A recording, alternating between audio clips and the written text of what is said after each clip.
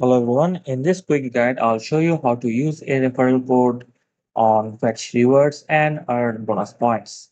If you're new to Fetch, the best time to enter a referral code is during sign-up.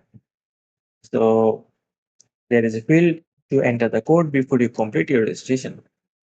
And if you skip this step, don't worry, you can still enter the code as long as you haven't snapped your first receipt. So uh,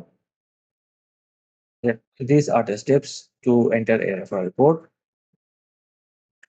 Now, if you just go to your account tab and then tap refer a friend and then enter the referral code before snapping your first receipt. And remember, you must enter your referral code before snapping your first receipt.